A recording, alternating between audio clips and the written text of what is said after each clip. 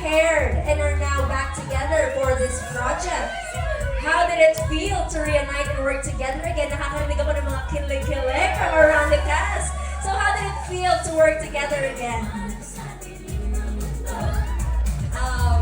Personally, super na-excite po ako na nung nalaman ko na I will be working with Michael again. It's been parang a year after nung nag-work kami for Sparkle You. And I know na both of us parang went on our own path na I'm sure nag-grow kami individually. And now I'm just so excited to see kung ano yung naging growth namin. And nakakamiss kasi di ba pag yung mga kaibigan mo, makaka-work mo ulit. Nakakamiss, So, I'm yes. really, really happy. Ikaw ba? Masaya ka ba? Miss you too. Nakakapusa.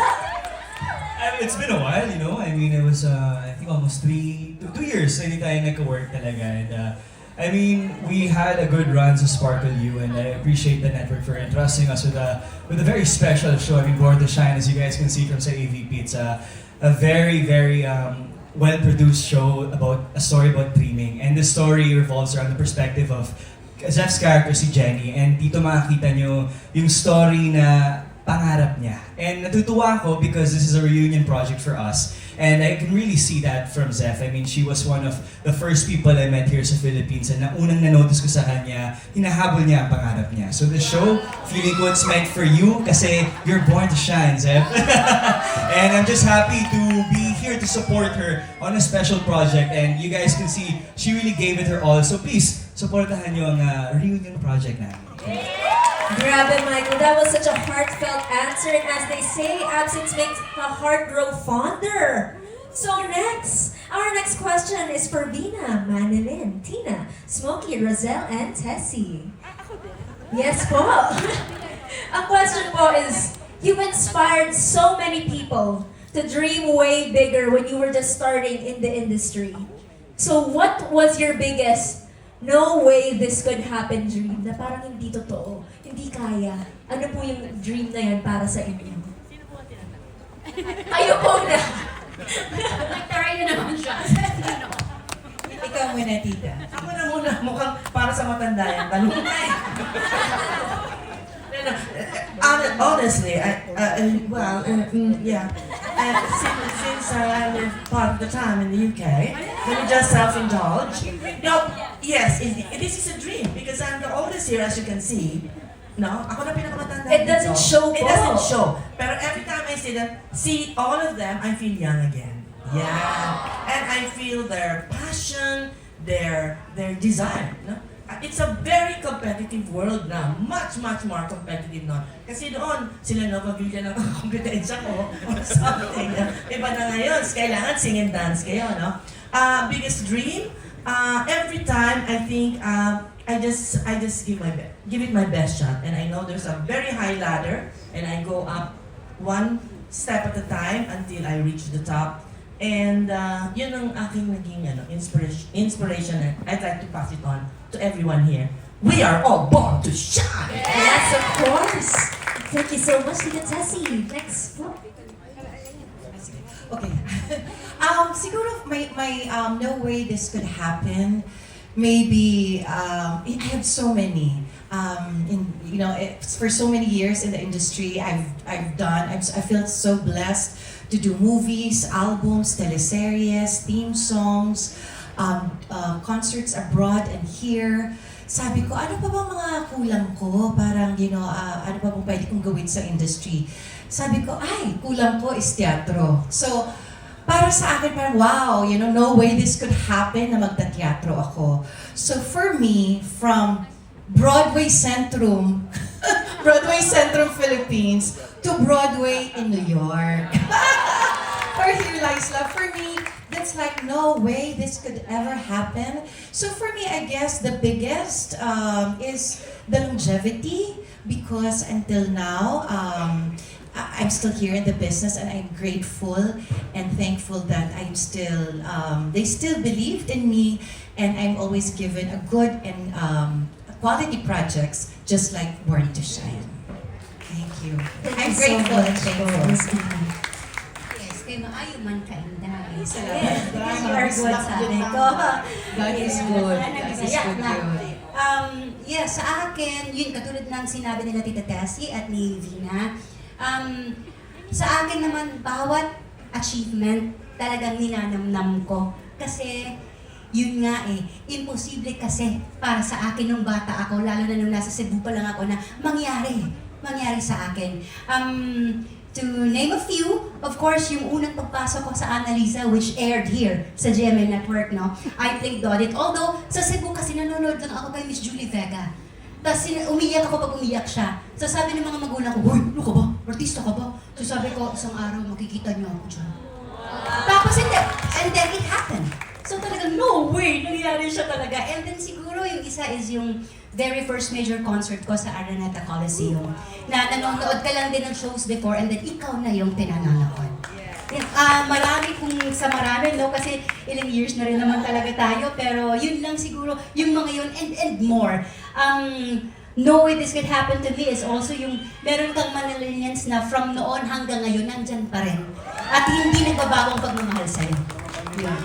Thank you so much from the bottom of my heart. Thank you so much, Miss Madeline. Next po. So ako naman, I started singing at the age of mga 7, 8 years old. And yung dream ko na yun, never ko na-imagine na magkakatotoo, no? So, it was such a surreal moment when I first heard my song being played on the radio. Parang, alam mo yun, parang ako ba talaga yun? Is that really me? So, I've been really blessed, no, in my career na nagkaroon ako ng mga magagandang awitin na until now, kinakanta pa rin. So, it's such a big dream for me na kahit matagal na siya na-release, no, way back 1990s. But my song, parte pa rin siya ng buhay ng bawat Pilipino. And that I really am grateful for that, no? To be able to be part of their lives, to be able to touch their lives through my music. So that's such a big dream for me. And of course, to be back here, sharing the same stage with all of these artists, di ba? Yung mga old and new, nandito, magkakasama kami ngayon for this very worthy project, which is Born to Shine. Thank you so much, Miss Rosel. Miss Tina. Ikaw muna. Ako din kasi, I started in showbiz when I was 9 years old. And my first single was yung Sana, na produce na kinumpose ni Florante. And then after ilang years, nakagawa ako ng movies. And then I made this big hit na song na Tamis ng Unang Halik. And from there, ako po'y natutuwa dahil marami pa rin ang nakakaalala sa dalawang kantang nagpasikat sa akin. And thank you so much sa GMA dahil nagsimula ako dito sa That's Entertainment. Hanggang ngayon, nandito pa rin ako. Maraming salamat po. Thank you so much, Miss Tina. And of course, Sir Smokey. Sir, do not call me sir. I'm not a teacher. Copy po! Dream. No way this could happen to me. Gaya ng sinasabi nila, and I believe lahat ng artista, yun ang dream nila, is yung tumagal sa industriya. No way this could happen to me. I started when I was, ilang taon ka? 9? Ako 7. Ako 10 years old. Hanggang ngayon natutuwa ako kasi nabibigyan pa rin ako ng opportunity na mabigyan ng mga magagandang projects, especially Born to Shine at sa mga boss ng GMA. And ang nakakatuwa nito is, dati pa comedy lang ako. Pero, ngayon pa comedy pa rin. pero, hindi, wag ka naman ganyan. Ano ba? Small things lang, ano ba?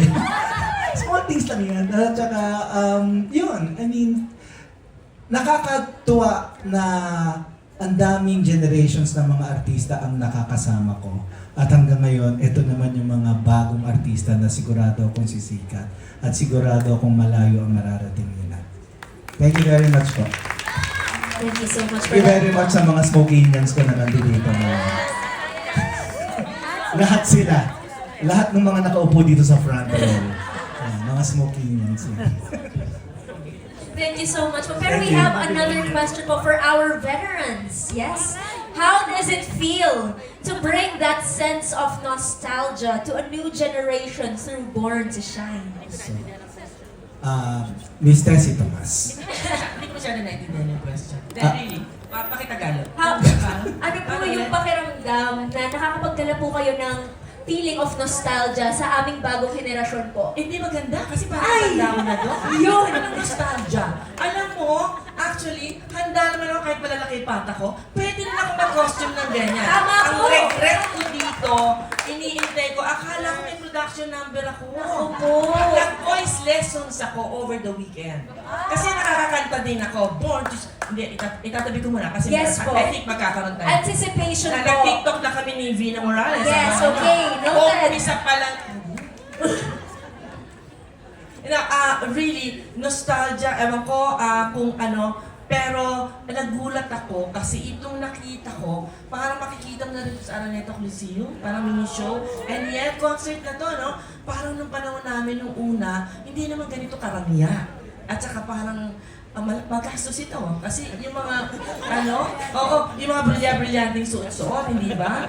Mahal po lahat yan. So, really, I think, thank you, GMA, for, again, trusting me also, because I think this is just my second project in a long time for GMA. At talagang na-excite ako ng musical, kaya iniintay ko, GMA, utang na loob. Parang awa nila, pakantahin niyo rin ako. Okay? Nakakasayo din po ako. Yes. Game na game po ako. Alam ng manager ko, si Ricky Gallardo, may boses ako. Thank you. So we'll be waiting for a musical performance from Tita Tessie Tomas and next po from our veterans. The feeling of nostalgia po sa ating mga bagong henerasyon. May sinasabi si Christina. Ano yun? No, for me, I'm grateful na nakasama ko dito sa Born to Shine. Dahil ito ay very, very special to me. Dahil hindi lang reliving the memories, pero we're sharing nostalgic sa mga new generation. Yan, basta if ever you have dreams, go for it. Love your passion, love your work. And then, susunod na yan dyan. Susunod na yung swerte. Sunod-sunod na yan. Basta mahalin nyo lang kasi you're born to shine. Ayan, si Marilyn. Ayun. Nakaka-happy na parang kami yung magiging bridge nung mga nakabisnan na, yung mga noon, kumbaga, papunta sa mga bago. Nakakatuwa lang na makita na nandyan sila. So parang ibabalik namin yung mga alam namin na hindi nila na-experience. May experience nila this time, pero with a twist. So kumbaga parang na siyang nostalgia. Wow! You heard a new word today! Nostalgia!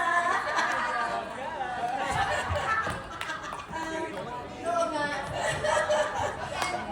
Hindi ka na ako. You know, it feels really special to be a part of Born to Shine because yung Born to Shine kasi connects generations. And yung mga long-time viewers, para sa kanila, pag mapanood nila ito, syempre, it brings back memories. So ito namang mga baguhan natin ng mga new generations na manunood, yung mga I think ang ginagawa nila ni Direk kasi is yung story. It's almost the same. Kasi pangarap, di ba? Marami tayong nangangarap. But with a twist and with a fresh touch ng storya nila sa mga generations naman ngayon. Kaya nakaka-relate naman yung mga manunood na generation. So it's really for everybody. It's for family. So we're very lucky and we're blessed that we are a part of Born to Shine. Diba? Direct kayo ng bahala dyan. Thank you so much po to our veterans. And next, we have